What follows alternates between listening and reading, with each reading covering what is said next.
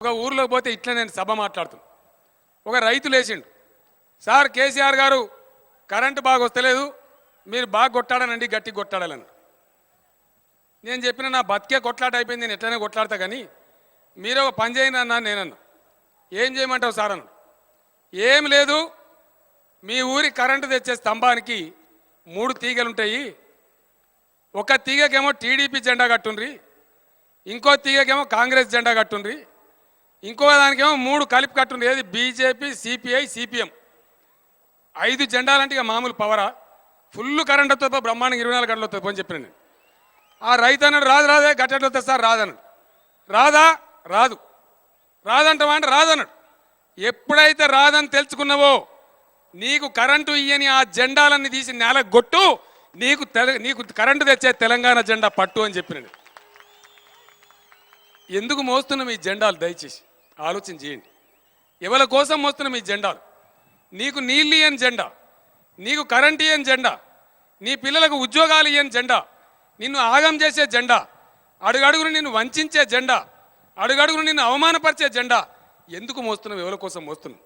ఇలా తెలంగాణ ప్రజలు ఆలోచించాల్సింది, మనను చీల్చి ఒకటి కాకుండా చేసి, తెలంగాణ శక్తి ఏకీకృతం కాకుండా చేసి మన నెత్తిన ఎక్కి మన నెత్తురు దాగుతున్నారు. ఈ మోసం నుంచి బయటపడాలంటే ఖచ్చితంగా తెలంగాణ యావత్తు ఏకమై జెండాలు పక్కన పెట్టి రాజకీయాలకు అతీతంగా తెలంగాణ సాధించాలి. అప్పుడే మనకు న్యాయం జరుగుతుంది తప్ప వేరే విధంగా జరగదు. తెలంగాణను కలుపుకున్నప్పుడు ఏమన్నారు? మిమ్మల్ని బాగా చూస్తాం, మీ నెత్తి మీద పాలు పోతాం. ఇవాళ ఏమంటారు? హైదరాబాద్ వాడు ఇద్దరు మనం తీసుకోవాలన్నట్టు.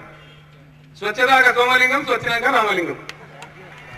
ఆనాడు ఏం మాట్లాడుతుంది కలుపుకున్న నాడు, ఇవాళ ఏం మాట్లాడుతున్నారు? ఇక ఎట్లుంటుందంటే 1,00,000 కోట్లు ఇవ్వాలి, మాకు ఆంధ్రకి ఇవ్వాలి, రాయలసీమకి ఇవ్వాలని మాట్లాడతారు. ఇది ఎట్లున్నదంటే మన తెలంగాణ పల్లెలలో ఒక సామెత చెప్తారు, తవుడు బండోడు ఏడితే తమలపాకుల బండోడు వేసినాడు. ఇట్లా పట్టుకొని మన బీబీ నగర్ కాడ ఒక తవుడు బండి తమలపాకుల బండి 2 పోతున్నాయి. దిబ్బడిదప్పుడు వాన పడ్డది. వాన పడే వరకు ఆయన తవుడు తడిచిపోయింది. తవుడు తడిచిపోతే నష్టం వస్తుంది కదా. వాడు ఏడుతాడు పాపం తవుడు బండోడు, అయ్యో నా బ్యాగం దెబ్బతిని పాయగా తీయాలని ఏడుతాడు. వీడు మొదలు పెట్టిండు, ఆనంగా పెద్ద మనిషి పోతుండు. అరే వానికంటే తవుడు తడిచిపోయింది, నష్టం వచ్చింది, వాడు ఏడుతాడు. నీ తమలపాకులకు వాన పడితే నయమే కదరా, మంచిగా ఆకులు తాజాగా ఉంటాయి, నువ్వెందుకు ఏడుతున్నావు అంటే వాడు ఏడుతాడని నేను ఏడుతాను అన్నారు. ఆడ లేచిన నీళ్ళ సుక్క నరమానవుని కంటికి కనిపించదట. ఎవరిని గన్నయ్య ఎవడట. ఎట్లా పోతారు అంటే పైపులలో పోతారు మొత్తం. ఇక దొడ్డు పైపులు, చిన్న పైపులు, సన్న పైపులలో పోతారు. నీ పొలంలో కూడా నీ కనబడదట నీళ్ళ సుక్క. మరి ఎట్లా పడుతుందా పొలం అంటే? ఎవరిని కనబడకుండా చక్కగా నీళ్ళ సుక్క నీ మొక్క నోట్లోనే పడతాడట వచ్చి. ఇగో ఇది జలయజ్ఞం. దీన్ని మనం నమ్మానట. మనం అవలేగలమా? ఇది చెవుల పువ్వెట్టుడు కాదు, మోసం చేసుడు కాదు. ఇటువంటి సిస్టమ్ ప్రపంచంలో కన్నా ఉందా? ఒక్కటే మాట ఆలోచించారు దయచేసి. మామూలుగా లిఫ్ట్ పెట్టి లేదా ప్రాజెక్టు కట్టి రైతాంగానికి నీళ్ళిస్తే 1 ఎకరానికి ప్రభుత్వం ఖర్చు పెట్టవలసింది 1,300 రూపాయలు. ఇప్పుడు రాజశేఖర రెడ్డి చెప్పే ఈ తుంపిల సేద్యం లెక్క 1 ఎకరానికి పెట్టాలంటే, ఆ సిస్టమ్ పెట్టాలంటే 53,000 రూపాయలు అయితే 1,300 ఖర్చు పెట్టి 1 ఎకరానికి నీళ్ళు ఇచ్చే ఇష్టం లేని ఆంధ్రోళ్ళు 53,000 ఖర్చు పెట్టి 1 ఎకరానికి మనం నీళ్ళు ఇస్తారా తెలంగాణ? ఇది నమ్మటట్టే కదా ముచ్చట. ఎట్లిస్తామా అంటే 10 ఎకరాలకు గుంట తవ్వుతారట. అంటే 5 లక్షల గుంటలు తవ్వుతారు. ఇక తెలంగాణలో ఎక్కడ చూసినా గుంటలే గుంటలు. అప్పుడు చంద్రబాబు నాయుడు ఉన్నప్పుడు ఇనుకుడు గుంటలు, ఇప్పుడు పొనుకుడు గుంటలు. నేనన్నా ఇక అంతా తెలుసుకున్నాం రాష్ట్రం మీద బిడ్డ. 2004లో జై తెలంగాణ అన్నారు, తెలంగాణ కొత్తమంటే నమ్మినాము. ఇప్పుడు మీ మాయ మర్మం అంతా తెలిసింది, మీ మోసం అంతా తెలిసింది. మీరు రవ్వే ఆ గుంటలని కాంగ్రెస్ లీడర్లని బొందబెట్టి చూపిస్తాము, అప్పుడు మా చేయి పోతుందని నేను చెప్పాను. ఇనుకుడు గుంటలు, పొనుకుడు గుంటలు తప్ప నీళ్లు రావు. మనం తిన్నావే పోయినావే పన్నావే అని మనం అంటాం. వాళ్ళేమో బహువచనాలు, బహురూపులు, బహుమోసాలు. మనకది రాదు. మనం అన్ని వర్గాల వాళ్ళని పైకి తెచ్చుకోవాలన్నదే మన కళ.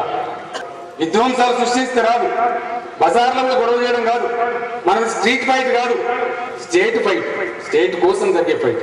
స్ట్రీట్ ఫైట్స్ మనకు అక్కర్లేదు. ఆందోళన చేద్దాం, ఉధృతమైన తుఫాన్ లాంటి ఆందోళన లేవదిద్దాం. ఎక్కడ లేవదిద్దాం? ప్రజల మెదళ్లలో లేవదిద్దాం.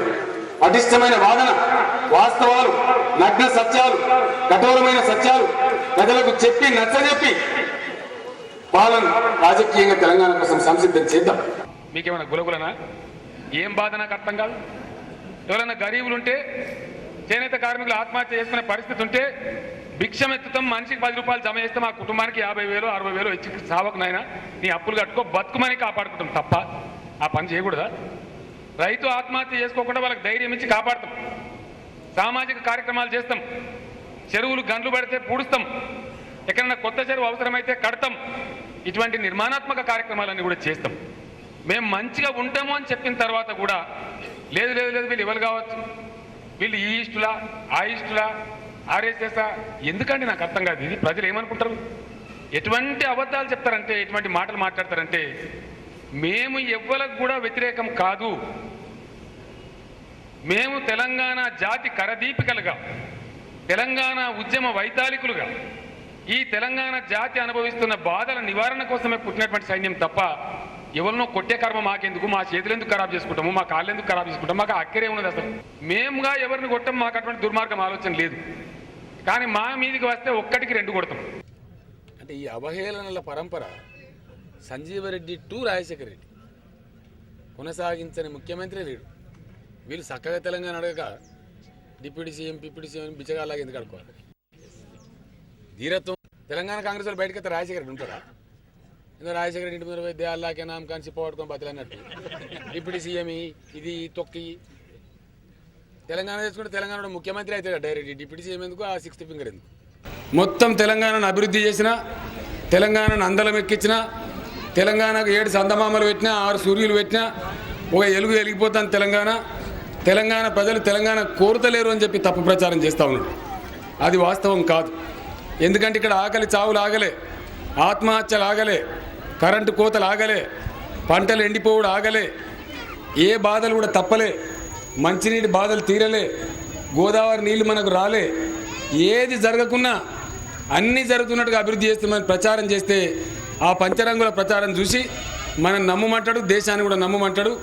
బయట పోయి తెలంగాణ ప్రజలు తెలంగాణ కోరతలేరు అని చెప్పి తప్పుడు ప్రచారం చేస్తున్నాడు. ఇది వాస్తవం కాదు. తెలంగాణ ప్రజలు తెలంగాణ కోరుతున్నారు అని వాళ్ళ గుండెలు చీల్చి చూపిస్తారని చెప్పి నిరూపించడం కోసమే ఈ అగ్ని పరీక్షకు నేను సిద్ధమైన విషయం మీకు తెలుసు. మోసం. నేను గతంలో కూడా పక్షిలాగా తెలంగాణ అంతా తిరిగి చెప్పిన. ఈనాడు ఏం మార్పు లేదు, దొందే. రాజశేఖర రెడ్డి గాంధీ మెడికల్ కాలేజ్ అమ్మిండి మధ్య మా నాయన నరసింహారెడ్డి గారు ఆధ్వర్యంలో మా ఎమ్మెల్యేలంతా పోయి మా వికారాబాద్ చంద్రశేఖర్ గారు మిగతా ఎవరైతే అందుబాటులో ఉండరు హైదరాబాద్లో ఒక 1 డజన్ ఎమ్మెల్యేలు కార్యకర్తలు వేసుకొని పోయాడు. ధర్నా చేసి తనలో సందట్లో సడమి అని తెలుగుదేశం కూడా వచ్చి వాడు చేయి అంటుండు. మేమన్నాం మీరెక్కడ నాయన, మీరే సబ్బు పెడితిరి, ఆమె అమ్ముడు దుకాణం మొదలు పెట్టింది మీ చంద్రబాబు నాయుడే కదనాయా, నువ్వెట్లంటవా చంద్రబాబు నాయుడు అంటే, చంద్రబాబు నాయుడు అంటాడు నేను కూడా కొంత అమ్మినా కానీ నేను కిటికీల మందమే తెరిచిన వీళ్ళు దర్వాజాలు తెరిచింది అంటాడు. దొందే. వీడైనా మనకు సబ్బు పెట్టాడే, వాడైనా మనకు సబ్బు పెట్టాడే. వాళ్ళ మనసు అటు కూస్తుంది, మన దిక్కు ఎందుకు కూస్తుంది, మన సైడ్కి ఎందుకు వస్తుంది? మనం తెలంగాణ తెచ్చుకోకపోతే మన బతుకులు బాగుపడవని మనకు స్పష్టంగా కుండ బద్దలు కొట్టినట్టు తేలిపోయింది. జై తెలంగాణ. ఆకాశం దద్దరిల్లాలి, దయచేసి పిడికిలు లేవాలి. జై తెలంగాణ, జై తెలంగాణ. సాధిద్దాం. కేసీఆర్ గారు మాకు బిర్యానీ మండలం మా ఉలువ చాట్ టేస్ట్ తెలుసానండి నీకన్నా. ఉలువలు మాకెందుకు తెలియదా, మా దగ్గర ఎట్లకు పెడతామని నేను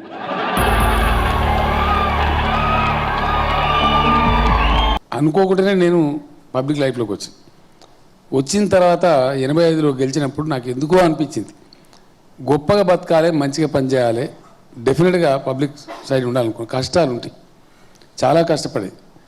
మా సొంత బాగుంటాడు కానీ రాజేశ్వరరావు సాబ్ అని ఇప్పుడు కూడా ఉన్నాడు.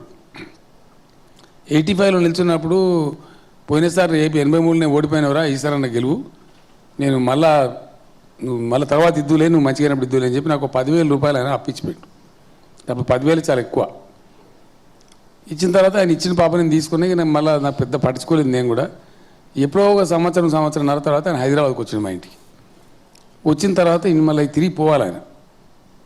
మాది మరిమట్ల గ్రామం సిరిసిల్ల ఏరియా మన రమేశ్వరరావు గారి కాన్స్టిట్యున్సీ. పోయేటప్పుడు చంద్రశేఖర్ ఆడ కొద్దిగా పత్తి గింజలు కొనుక్కపోవాలరా, నేను బాకి ఇచ్చిన పైసలు మళ్ళీ ఇవ్వకపోతే ఏమయ్యారా అన్నాడు. ఎప్పుడు పోతావు బావ అంటే, పోతే నువ్వు కొనిస్తే ఇవ్వాలనే పోతా లేకపోతే రేపు పోతాను. నేను మా డబ్బులు లేవు, తెప్పియాలి, తెప్పించిస్తా నీకు, ఓ దినం ఎక్కువైనా ఉండి తీసుకుపోని చెప్పిన. ఆయన ఏమన్నాడు తెలుసా, సంవత్సరం నరాయ నీ దగ్గర 10,000 రూపాయలు లేవారా, నువ్వేం బుడముండే మెలవరా అన్నాడు. అంటే సమాజంలో ఏం అభిప్రాయం ఉంది మన మీద? ఎమ్మెల్యే అయిన మనంగానే మనం ఇక దోపిడీ మొదలు పెట్టాలి, ఎవరినో జేబులు కొట్టాలి అంటే ఎందుకు ఉన్నది ఆ అభిప్రాయం? అటువంటి ఆలోచన ఎందుకు వచ్చింది? అట్లా మాట్లాడేటువంటి పద్ధతి ఎందుకు వచ్చింది సమాజంలో? అంటే ప్రజాప్రతినిధులు తమ యొక్క క్యారెక్టర్ను, తమ యొక్క స్థాయిని తామే దిగజార్చుకొని పూర్తిగా స్టూప్ డౌన్ లెవెల్ తీసుకుపోయినారు కాబట్టి సమాజం అట్లా చూస్తూ ఉంది. చాలా ఈజీ జోకులు చేస్తారు. నేను ఇలా పొద్దున పేపర్ చదువుతుంటే పేపర్ కార్టూన్ వేసిండు, మీమీ వేసిండు. ఆయన ఏం చదువుతుండే, అనగా రాగా మచ్చ చేలుతున్నాడు, పద్యం చదువుతుండు, మెడి మీద కూర్చుంటు. భార్య ఇంకొక ఆమెతో చెప్తుంది, నాగార్జున సార్ శిక్షణ శిబిరానికి పోయొచ్చింది ఎందుకని ఇదే పాడుతండి, ఈ పాట అని చేస్తాను. మన మీద వేసిన జోకియాల ఏదో పేపర్లో ఉంది కార్టూన్, ఆంధ్ర భూమి పేపర్ అనుకుంటా బహుశా. ఆ నాగార్జున సార్ శిక్షణ శిబిరానికి పోయించిన కడకలు ఇదే పని ఇంకో పని చేస్తలేడని చెప్తాను. మరి మీరు ఏం పని చేస్తారో మీ దయ. సో ధర్మం రామేశ్వరం పోయినా శనేశ్వరం పోలేదు అన్నట్టు ఈ ఆంధ్రోల పీడ ఇంకా కూడా ఇరగడైతలేదు మనకు. రాష్ట్రం అయిపోయి ఏడాదే జనగలి బిక్కొని తింటా ఉన్నారు. ఇంకా కూడా కాలుకు పెడితే మెడకు, మెడకు పెడితే కాలుకు. ఒకడు పాపం కష్టపడి పిల్లని చూసుకొని పెళ్లి చేసుకుంటున్నాడు, అందులో కూడా వచ్చి ముక్కల కట్ట పెట్టుకొని తుమ్ముతున్నాడు పోలు పోసేటప్పుడు. ఇలా శుభమా అని చెప్పి ప్రేమతోని ఒక మంచి ప్రాజెక్టు శ్రీకారం చుట్టి శంకుస్థాపన చేసుకుంటే ఆంధ్రప్రదేశ్ ముఖ్యమంత్రి ప్రోద్బలంతో ఆంధ్రప్రదేశ్ ఇరిగేషన్ శాఖ మంత్రి మాట్లాడతాడు సన్నాసి. ఏం మాట్లాడతాడు? పాలమూరు ఎత్తిపోతలకు అనుమతే లేదు, యాడికెళ్ళి కడతావు కేసీఆర్, నీ అబ్బా జాకీ రారా కృష్ణన్నది. సమైక్య రాష్ట్రంలో నీ ఇష్టం వచ్చినట్టు కట్టినటువంటి దొడ్డిదారి ప్రాజెక్టులకు నీ అంద్రి నీవాకు అనుమతులున్నాయా? నీ పోతిరెడ్డిపాడుకు అనుమతి ఉందా? నీ కండలేరుకు అనుమతి ఉందా? నీ సోమచిల రిజర్వాయర్కు అనుమతి ఉందా? నీ వెలిగోడుకు వెలిగొండకు అనుమతి ఉందా? ఎవనబ్బా జాగిరని కట్టినవు. హరిహర బ్రహ్మాదులు అడ్డమచ్చిన, నీ తాత జేజమ్మలు అడ్డమచ్చిన, 1 కోటి మంది చంద్రబాబు నాయుడు కొంగ జపాలు చేసిన మీ కండ్ల ముందే పాలమూరు ప్రాజెక్టు కట్టి చూపిస్తాను నేను మనవి చేస్తా ఉన్నా. ఇదే శపథం ఈరోజు పాలమూరులో నీ కండ్ల ముందే పాలమూరు ప్రాజెక్టు కట్టి ఇక్కడ లక్షల ఎకరాల సాగులోకి తీసుకొచ్చి చూపిస్తాం. ఇది ఇలా తెలంగాణ గడ్డ, జాగ్రత్త, ఒళ్ళు దగ్గర పెట్టుకొని మాట్లాడని మనవి చేస్తా ఉన్నా. రాములవారు తన సైన్యాధిపతులతో కూర్చొని మాట్లాడుతుంటే వాళ్ళు చెప్పిండ్రు, సార్ మన సైడ్ ధర్మం ఉన్నది, ఎటు చేసి మనం గెలవాలి, మరి రాక్షసులు పెద్దగా ఉన్నాయి, మన సైన్యం ఏమో కోతలైపోయినాయి, ఎట్లనే చేసి గెలవాలి సార్ నువ్వు ఆలోచించాలంటే, నా దగ్గర రామబాణం ఉందా, రామబాణం వేస్తే అందరు చచ్చిపోతారు, కానీ అందరు చచ్చిపోవడం కరెక్ట్ కాదు, అది సృష్టి నియమానికి విరుద్ధం. ఏం చేయాలంటే నువ్వే దేవుని నువ్వు ఎట్లన్నా సంభాలించుకో, మొత్తం మీద మనం గెలిచినట్టు చేయమని చెప్తే శ్రీరాముల వారు ఆ బాణం తీసి రామబాణం వేసి రావణాసురంతో సహా మొత్తం చచ్చిపోయి కానీ విజయం సాధించి రిటర్న్ వస్తున్నారు. కొద్ది దూరం వచ్చేటప్పటికి మధ్యలో ఎవరైతే సగం ఆయుష్తో చచ్చిపోయినటువంటి, అర్ధ ఆయుష్తో చచ్చిపోయినటువంటి రాక్షసులు ఉన్నారో వాళ్ళందరూ ఎదురు తిరిగిండ్రు. అయ్యా శ్రీరామచంద్రమూర్తి, మరి నువ్వు రామబాణం వేస్తేవి, దాన్ని గౌరవించి మేమంతా చచ్చిపోతుంది, మరి మా సగమాయిష్ సంగతి ఏంది? ఏం పర్వాలేదు, కలియుగంలో మీరు ఊరుకో 4 చొప్పున కొట్టి మందిని మీక్కొని తినండి. ఇక వీళ్ళంతా గా బాబత్ కాదు. నాకు ఎవడో ఇట్లదని పేరు పెట్టింది, నీ ఇట్లా అయ్యని రా అని చెప్పినాడు. నీ తాత కూడా భయపడదు, మంచిని హత్తుకుంటాం, మంచిని కాలు మొత్తం కడిగి కాలు నెత్తిలో పోసుకుంటాం, అదే చెడ్డ అయితే చీల్చి చెండాడతాం, జాగ్రత్త అని చెప్పినాం. ఆ సమతామూర్తి యొక్క విగ్రహం పెట్టాలంటే చాలా గొప్పగా, పాపం 10 ఏళ్ళ వాళ్ళు దీపారాడు వాటి నాకు తెలుసు, నేను ఎన్నోసార్లు పోయి ఇచ్చిన. ఎవరు చేస్తారా భయ అంటే వాళ్ళు పాపం సొంతం పైసా కూడబెట్టి జమ చేసుకొని చైనాలు పోయి ఆర్డర్ ఇచ్చి ఆ విగ్రహం తెప్పించారు. పాపం సర్వ తిప్పల పడి రూపాయి జమ చేసి చెమట పడి కట్టారు. ఎవడు ఏ కానీ ఇయలే దానికి. ఈ బీజేపీ వాళ్ళ సంస్థలు ఎంత సిగ్గులేని దరిద్రులు అంటే హిందీలో పెట్టిన పోస్టులు ఉత్తర భారతంలో ఇప్పుడు ఎలక్షన్ జరుగుతుంది కదా, ఈ మన ఓవైసీ అనేవాడు కూడా అక్కడక్కడ పోటీ చేస్తాడు వేరే రాష్ట్రాల్లో పోయి. ఈ మధ్యలో పాపులర్ అయింది అక్కడ. ఓవైసీకి గరికే పీచే నరేంద్ర మోడీనే బన్వాయా పూరణీయం. హిందీలో నేను నాకు ఒకటి తెచ్చి చూపించింది, అదేంటి దాని సోషల్ మీడియా. అయితే ఏం చెప్పాలి నాకు అర్థం కాదు. నేను ఎందుకు చెప్పినా మందికి పుట్టిన బిడ్డను మా బిడ్డను ముద్దాడతారంటే, ఇంకోటి ఏంటంటే సిగ్గుశరం లేకుండా మాట్లాడతారండి. సిగ్గుశరం అని ఉంటుంది మనుషుల కొద్దిగా పౌరుషం ఉంటుంది, దేశం ఉంటుంది. గమ్మత్ ఏంటంటే గాయి గత్తర గత్తర ఢిల్లీ నుంచి వచ్చిరి దొంగతనంగా ఎమ్మెల్యేలను కొనే ప్రయత్నం చేసి దొరికి ఇప్పుడు జైల్లోనే ఉండ్రి. ఎవడో కూడా వచ్చి తలమాసినోడు తడి బట్టలతో ప్రమాణం చేస్తావా, ఇంకోటి వచ్చి పొడి బట్టలతో ప్రమాణం చేస్తావా? ఇది రాజకీయమా? దొరికిన దొంగలు జైల్లో ఉన్నారు. నేను ఎక్కువ మాట్లాడలేకపోతే, ఎందుకంటే నేను ఒక రాజ్యాంగబద్ధమైన ముఖ్యమంత్రి పదవిలో ఉన్నా, కేసు న్యాయస్థానాలలో ఉన్నది, రేపు తేల్తుంది. నేను మాట్లాడితే దాన్ని ప్రభావితం చేసినంటారు, అందుకే ఆ విషయం నేను ఎక్కువ చెప్తలేను. కానీ ఒక్క మాట మాత్రం చెప్తున్న సూచన ప్రాయంగా. నిన్న మొన్న మీరు టీవీలలో చూసారు కదా, అది గింతే, కానీ దొరికిన దొంగ గింతున్నది. ఢిల్లీ పీఠమే దుమ్మురేగిపోయే పరిస్థితి ఉన్నది. రాబోయే రోజులలో అవన్నీ బయటపడతాయి. ఈ దుర్మార్గులను కూకటి వేలతో పీకేసి బంగాళాఖాతంలో ఇసిరేస్తే తప్ప ఈ భారతదేశానికి నివృత్తి లేదు, భారతదేశానికి నిష్కృతి లేదు. ఈ మతోన్మాదులు, పెట్టుబడిదారుల తొత్తులు, ఈ పిచ్చి వ్యక్తులు, అరాచకం సృష్టించే వ్యక్తులు, ప్రజాస్వామికంగా గెలిచిన ప్రభుత్వాలను ఇష్టారాజ్యంగా కూలగొట్టేటువంటి దుర్మార్గులను తన్ని తరిమేయకపోతే, సాగనంపకపోతే దేశం బాగుపడదు. దయచేసి మీరందరూ కూడా ఆలోచించాలని చెప్తా ఉన్నా. అరాచకమా? ఎవరిని పడితే వాళ్ళను, ముఖ్యమంత్రులను, పెద్ద పెద్ద వాహనాలను కూడా నీ మీద ఈడీ కేసు పెడతావు. నేను ఈడే బోడే రాబేండి నేను. దొంగలు భయపడతారు, లంగలు భయపడతారు. ధర్మంగా ఉన్నోళ్ళు, నిజాయితీగా ఉన్నోళ్ళు ఎందుకు భయపడతారు? దేనికోసం భయపడతారు? నీ మీద ఈడీ పెడతాం. నేను ఈడీ కాకపోతే బోడీ పెట్టుకో, ఏం పీక్కుంటావో పీక్కో. మీరు వినొచ్చు నేను చెప్పినా. ప్రజల కోసం నిలబడే వాళ్ళు, ప్రజల కోసం ఆలోచించే వాళ్ళు, ప్రజల మేలు కోరే వాళ్ళు, పేద ప్రజల కడుపు నిండా బుక్కడి అన్నం దొరకాలనే వాళ్ళు నీకు భయపడరు. మోడీ, నువ్వు గోకినా గోకకున్నా నేను నిన్ను గోకుతా అని చెప్పిన. నేను ఏమి చేసినారు ఈ దేశాన్ని?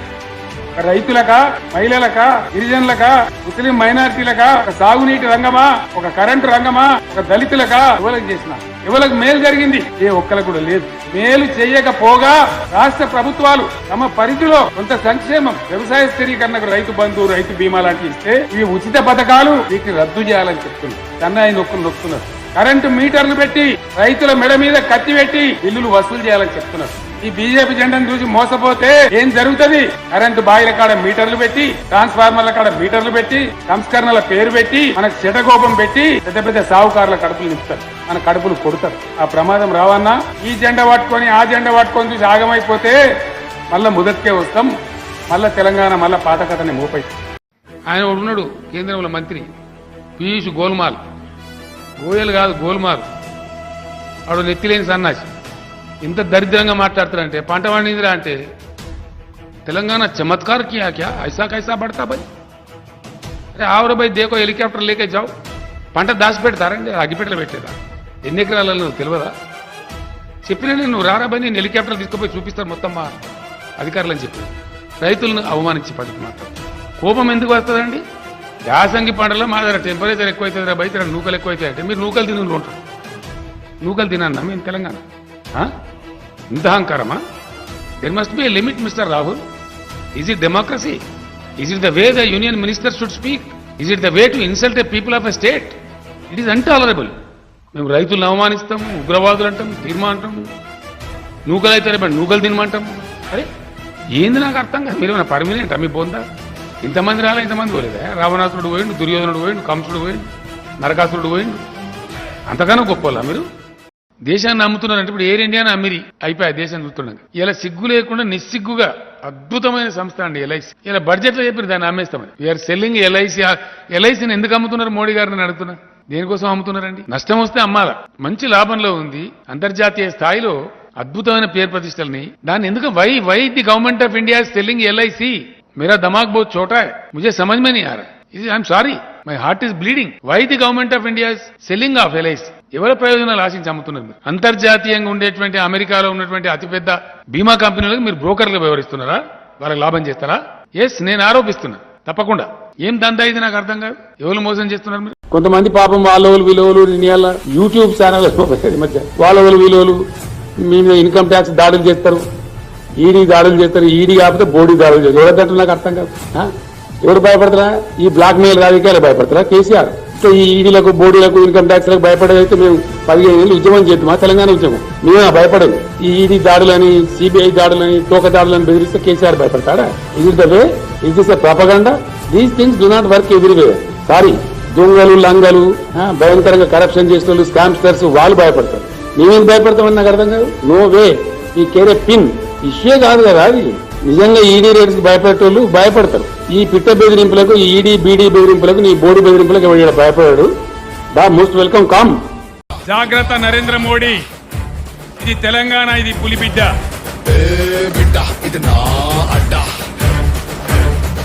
మీ ఉడత ఊపులకు, మీ పిట్ట బెదిరింపులకు భయపడవాడవాడు లేడు. మా శక్తి ముందర, మా బలం ముందర మేము ఊదితే మీరు అడ్రస్ కూడా లేకుండా పోతారు. జాగ్రత్త. టీఆర్ఎస్ పార్టీ యుద్ధం చేసి గెలిచిన పార్టీ, పోరాటం చేసిన పార్టీ.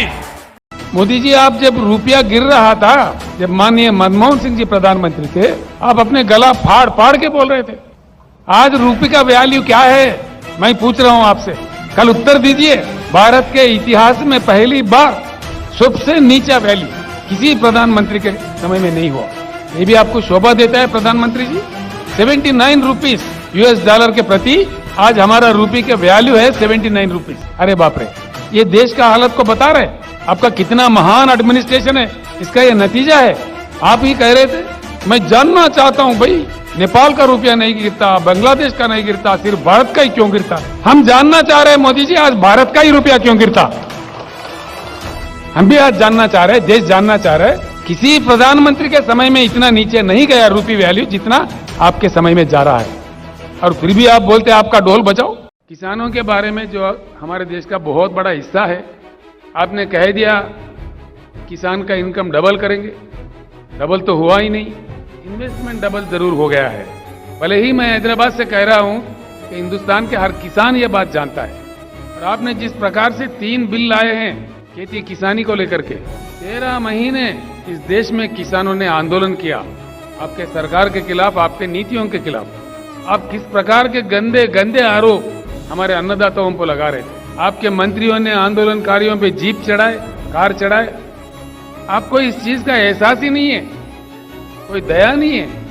దేశంలో ఎప్పుడూ లేనటువంటి దురవస్థ, నానాటికి దిగజారుతున్న అనేక పరిస్థితులు, అంతు లేకుండా పెంచబడుతున్నటువంటి విద్వేషం, చాలా దౌర్భాగ్యమైన పరిస్థితులు. భారతదేశానికి స్వతంత్రం వచ్చిన కాలం నుంచి అనేక సమ్మెలు జరుగుతాయి. తమ తమ డిమాండ్లు నెరవేర్చుకోవడానికి వివిధ సంఘాలు, వివిధ వాళ్ళు చేస్తారు. నిరసన కొద్దిగా తీవ్రంగా ఉన్నప్పుడు ధర్నాలు రోడ్డు మీదకి వస్తారు. పరిష్కారాలు కూడా జరుగుతాయి. దేశ చరిత్రలోనే ఎప్పుడు లేని విధంగా దేశ రైతాంగం 13 నెలల పాటు రాజధాని నెత్తి మీద కూర్చొని సమ్మెలు చేసినటువంటి పరిస్థితి. అందులో దాదాపు 750-800 మంది రైతులు చనిపోయిన పరిస్థితి. చివరికి ప్రధానమంత్రి గారే స్వయంగా క్షమాపణ చెప్పి చట్టాలు వాపసు తీసుకున్న పరిస్థితి. ఇది విమర్శ కాదు కదా, జరిగిన సత్యం కదా. 13 నెలల పాటు వాళ్ళు అక్కడ కూర్చుండి చివరికి ఏం జరిగింది? ప్రధానమంత్రి గారే స్వయంగా క్షమాపణ చెప్పి చట్టాలు విరమించుకునే పరిస్థితి. 13 రోజుల్లో కూడా చేసి ఉండొచ్చు కదా. నా గుండెల్లో తెలంగాణ ఉంటది, తెలంగాణ ప్రజల గుండెల్లో కేసీఆర్ ఉంటాడు. గెలుపోవడం పక్కకు పెడితే KCR is definitely emotion of Telangana. 100% ఆ బాండేజ్ కేసీఆర్ కు ఉంటది. కేసీఆర్ అడిగిన గిలి పడేస్తాం, తుడిచి పడేస్తాం ఎవడని అనుకుంటే వాడు పిచ్చోడే తప్ప కేసీఆర్ గాని తెలంగాణ ప్రజలు గాని car. KCR is the history of Telangana కదా. కేసీఆర్ ఇస్ డెఫినెట్లీ వైపౌట్ చేయలేని, తుడిచివేయలేని ఎమోషన్ కదా తెలంగాణకు. కేసీఆర్ తెలంగాణ కూడా బంధం అది కదా. ఎక్కడెప్పుడు దిక్కు దివాణం లేనప్పుడు నా పదవులు, నా రాజకీయ భవిష్యత్ అంతా నేను పనంగా పెట్టి తెలంగాణ కోసం ఎంత కష్టపడనో తెలంగాణ ప్రజలకు తెలుసు. నన్ను తిట్టిన తిట్టి ప్రపంచాలు వందిట్టపోతాయి అనుకుంటా. తెలంగాణ జెండలా వచ్చినాడు, వీడు బక్క పేదలు వీడు ఎవడో బొడిగ విసికెత్తే వీగాడు ఇస్తారు. ఇప్పుడు కేసీఆర్ నీ ముక్కు బాగాలేదని, నీ ముడి బాగాలేదని, ఇంకోటి కేసీఆర్ బాగానే వాడి వాసన ఎట్లా రావద్దని ఎన్ని రకాల. నేను భయపడ్డానా? నా ప్రయాణం ఆపిందా? ఎవ్వరు ఏమన్నా అనుకో ప్రస్థానం కొన్ని తగ్గించుకుని పోయింది. వాళ్ళందరూ సాక్షిగా వాళ్ళ కళ్ళ ముందే వాళ్ళు చూడగానే తెలంగాణ. అంటే కాంగ్రెస్ బీజేపీ దొందే అధ్యక్ష మొత్తం సెంట్రల్ లాగేస్తా ఉన్నారు. అన్ని యాక్ట్స్ కాంగ్రెస్ నుంచి మొదలుపెట్టి ఇందిరాగాంధీ గారి కాలంలో వ్యవసాయం మన దగ్గర ఉండే అధ్యక్ష దాని లాగే ఇంకా చాలా చాలా విషయాలు మనం కోఆపరేటివ్ యాక్ట్ తెచ్చినారు. రాష్ట్ర సెక్టర్ లో ఉండేటువంటి అనేక అధికారాలను కాంగ్రెస్ బీజేపీ సమానంగా లాగేశారు అధ్యక్ష. రాష్ట్రాలను బతకనీయకుండా రాష్ట్రాల స్థాయిని చాలా దిగజార్చి రాష్ట్రాల అధికారులను హరించడంలో ఈ దొందే అధ్యక్ష రెండు పార్టీలు. నేను ఒక రాష్ట్ర ముఖ్యమంత్రిగా ప్రాంతీయ పార్టీ అధ్యక్షుడిగా తప్పకుండా ఈ విషయం ప్రజలకు తెలియాలి కాబట్టి చెప్తా ఉన్నా. అనేక వ్యాసాలు వస్తుంటాయి పేపర్లలో కూడా ఏ విధంగా కేంద్ర ప్రభుత్వం వీళ్ళ తీసుకుపోతున్నది. ఎంత గొప్ప ప్రజాస్వామ్యం అంటే అధ్యక్ష మన దగ్గర కూలీలకు వేసే డబ్బులు సోకాల్డ్ ఈజీఎస్ కూలీల డబ్బులు కూడా డైరెక్ట్ గా ఢిల్లీలో వేస్తామని చెప్తారు అధ్యక్ష. ఇక్కడ వాళ్ళంతా ఎందుకున్నట్టు రాష్ట్ర ప్రభుత్వాలు ఎందుకు, ఆ సర్పంచ్లు ఎందుకు, ఆ ఎంపీడీసీలు ఎందుకు ఇంత దారుణంగా కేంద్రం బిహేవ్ చేస్తాం. యాజ్ రాష్ట్ర శాసనసభగా రాష్ట్ర ప్రభుత్వంగా తప్పకుండా దీన్ని మనం ప్రొటెస్ట్ చేస్తాం. ట్యాక్సులు కూడా జీఎస్టీ పేరు మీద మొత్తం తీసుకున్నారు అధ్యక్ష. మళ్ళీ ఉన్న పెట్రోల్ డీజిల్ కూడా తీసుకుంటామని చెప్పి దుకాణం మొదలుపెట్టి మేము కాదు అధ్యక్ష, బీజేపీ పాలిత రాష్ట్రాలే వ్యతిరేకించింది చాలా తీవ్రంగా. ఉత్తరప్రదేశ్ ఫైనాన్స్ మినిస్టర్ లేచిన బంద్ కరో పెద్ద గలాట చేసిన కేంద్రం తోకముడిచింది. అది కూడా లాగేద్దామని చూసిన కేంద్రం రాష్ట్రాల యొక్క హక్కులను హరించడంలో రాష్ట్రాలను పనిచేయకుండా చేయడంలో ఈ రెండు పార్టీల వ్యవహారంలో ఏం తేడా లేదు అధ్యక్ష. రెండవై పనిచేస్తాం. ఈ కిరికిరిగాళ్ళు కిరాయగాళ్ళు ఢిల్లీ గులాములు వాళ్ళు చేయలేరు ఈ పని. ఇక్కడ కాంగ్రెస్ పార్టీ గవర్నమెంట్ ఉంటే చేయగలుగుతుందా, బీజేపీ పార్టీ గవర్నమెంట్ ఉంటే చేయగలుగుతుందా, వాళ్ళకి ఢిల్లీ పర్మిషన్ ఇస్తుందా? ఒక తెలంగాణ ఎట్లా చేస్తారండి, మొత్తం దేశం అని చేయాలి కదా. కాబట్టి సెటప్ అంటారు. ఈ గులాములు అధికారంలోకి వస్తే సిట్ అంటే సిట్టు, స్టాండ్ అంటే స్టాండ్, వీళ్ళ బతుకు. టీఆర్ఎస్ కు అధిష్టానం లేదు, టీఆర్ఎస్ ని శాసించే వాళ్ళు లేరు, టీఆర్ఎస్ కు బాసులు ఎవరు లేరు. టీఆర్ఎస్ కున్న ఒకే ఒక బాసులు తెలంగాణ ప్రజలు. టీఆర్ఎస్ కున్న అధిష్టానం తెలంగాణ ప్రజలు. తెలంగాణను శాసించేది టీఆర్ఎస్ ను శాసించేది, టీఆర్ఎస్ ను నడిపించేది, టీఆర్ఎస్ కు దిశానిర్దేశం చేసేది తెలంగాణ ప్రజలు. తెలంగాణ ప్రజలే మన అధిష్టానం. వారి అభిష్టాలు, వారి కోరికలు, వారి అవసరాలు, వారి డిమాండ్లే మన ఎజెండా. ప్రజలు కేంద్ర బిందువుగా, ప్రజల అవసరాలు ఇతివృత్తంగా ముందుకు సాగే ఏకైక రాజకీయ పార్టీ ఇలా భారతదేశంలోనే టీఆర్ఎస్ పార్టీ అని చెప్పి మనం చేస్తా ఉన్నాం. పన్నులు వసూలు చేసే పద్ధతులలో రాజ్యాంగం కొన్ని బాధ్యతలు నిర్దేశించింది. ఈ పన్నులు కేంద్రం వసూలు చేయాలి, ఈ పన్నులు రాష్ట్రాలు వసూలు చేయాలి అని కొన్ని ఎవరి బాధ్యతలు వాళ్ళకి పెట్టారు. కొన్ని రకాల పన్నులలో రాష్ట్రాల వాటా ఇవ్వాలి అని రాజ్యాంగబద్ధమైనటువంటి హక్కు అది. ఈ నీతి ఆయోగ్ యొక్క సృజన మాన్య ప్రధానమంత్రి నరేంద్ర మోడీ గారి యొక్క మేధో సంపత్తి రాష్ట్రాల పన్నుల వాటా ఎంత తెలివిగా ఎగ్గొట్టచ్చు అని ఆలోచన చేసి ట్యాక్సులకు సెస్సు అనే పేరు పెట్టి రాష్ట్రాల యొక్క దాదాపు 12-13 లక్షల కోట్ల రూపాయలు రాష్ట్రాల వాటాను ఎగ్గొడతాం. ఇదేనా నీతి ఆయోగ్? ఇదేనా కోఆపరేటివ్ ఫెడరలిజం? సహకార సమాఖ్య స్ఫూర్తి ఇది దోపిడీ స్ఫూర్తి? ఏ నీతి ఆయోగ్ మీటింగ్లలో దీని మీద చర్చ పెడతారా? అసలు చర్చకు ఆస్కారం ఉంటుందా? ఈ రోజు సమావేశం జరిగింది. సమావేశం ఏంటంటే ప్రధానమంత్రి గారు వీడియో కాన్ఫరెన్స్ పెడతారు. డ్రామా కాన్ఫరెన్స్ ఒకటి నడుస్తుంది. పని ఏమి లేదు, అందులో ఫలితం ఏమి లేదు. వాటిదే డ్రామా. 3 గంటలు 4 గంటలు ముఖ్యమంత్రి అంతా కూర్చొని ఉండాలి, నడుస్తూ ఉండాలి, వాళ్ళు చెప్పేది వినాలి. ఇలా పెట్టింది దేని మీద? కరోనా మళ్ళా వస్తున్నది, దానికోసం చేపట్టాల్సిన జాగ్రత్తలు సమావేశం. కానీ ఆ సమావేశంలో మాట్లాడేది ఏంది? రాష్ట్రాలు ట్యాక్సులు తగ్గిస్తారు. కనీసం చెప్పడానికి సిగ్గు ఎగ్గర ఉండాలి కదా. At least one should feel ashamed. ప్రజల మీద భారం ఏదంటే మీరెందుకు పెంచుతారండి? మోడీ గారు నేను అడుగుతా ఉన్నా డైరెక్ట్. మీరు అసలు ఏ నోరుతో మీరు రాష్ట్రాలను తగ్గించమంటారు? ఏమి నీతి? ఇదేమి కూటనీతి? ఇంత దుర్మార్గమా? ప్రధానమంత్రి మాట్లాడాల్సిన మాటనేనా?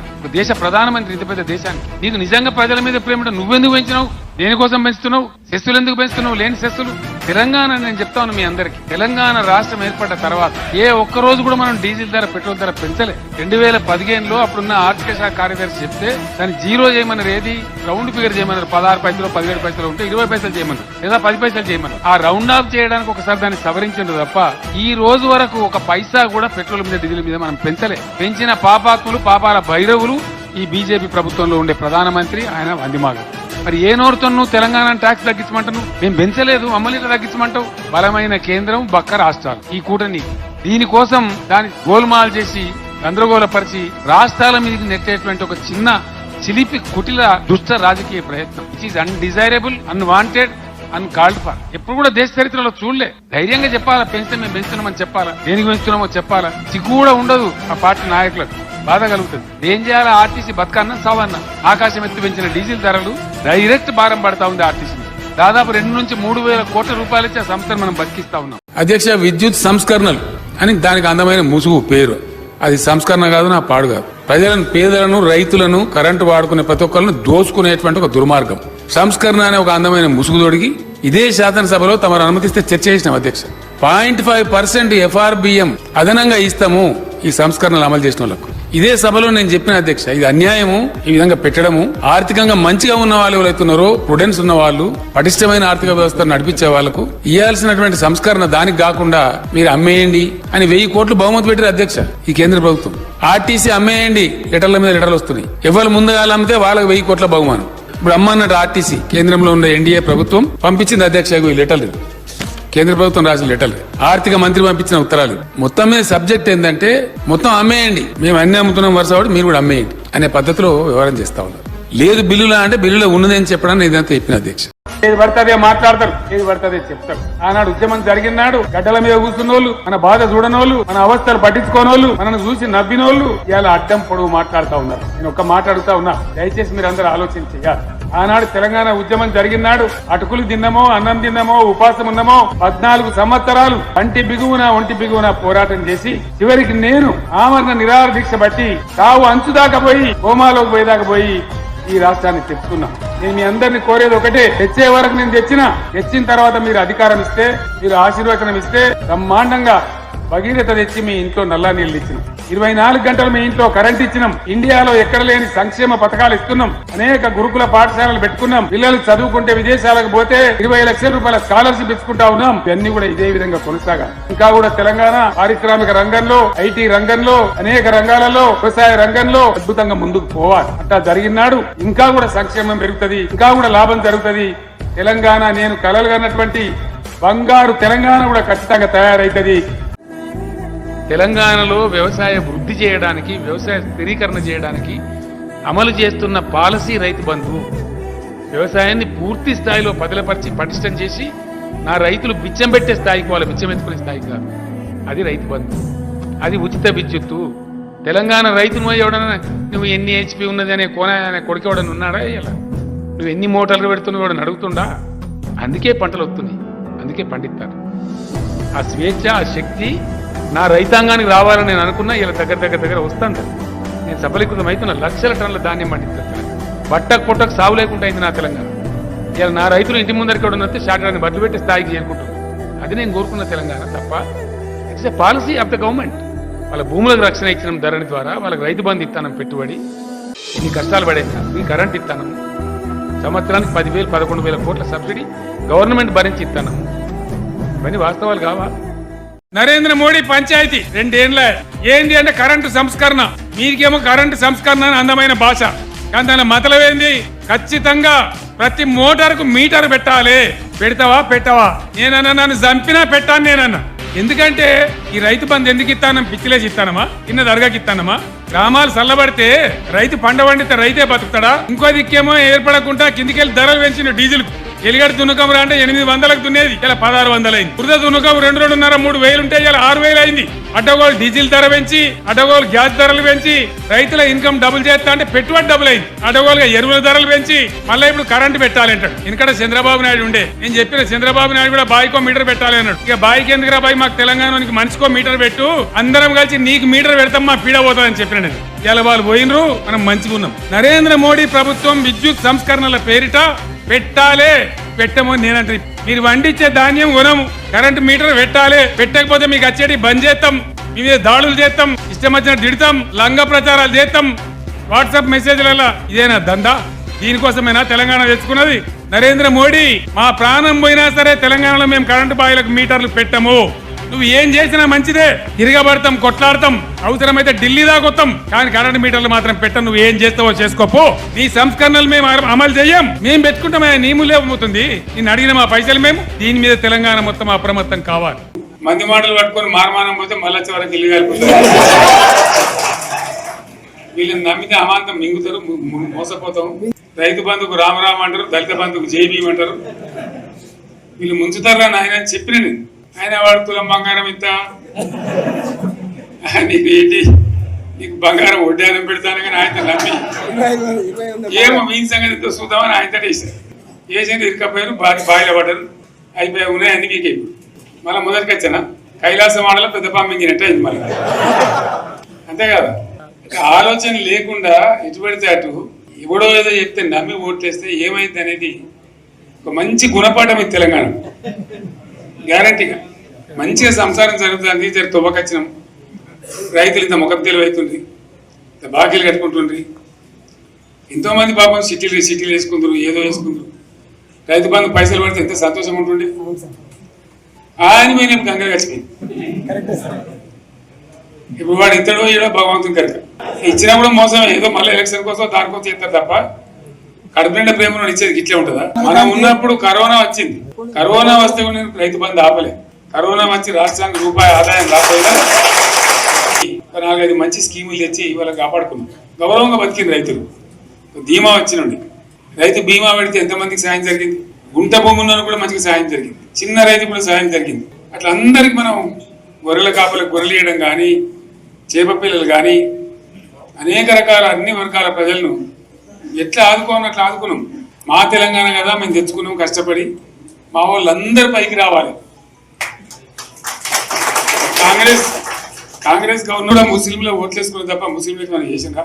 ఇమాం మౌజాన్లకు ఏమైనా జీతం ఇచ్చిందా? మనం వచ్చినాకనే ఫస్ట్ టైం వాళ్ళని గుర్తించి వాళ్ళని గౌరవించుకున్నాం. ముస్లిం మైనార్టీ పిల్లలకు, మన గిరిజన పిల్లలకు, మన ఎస్సీ పిల్లలకు, మన బీసీ పిల్లలకు ఎంత మంచి రిజెక్ట్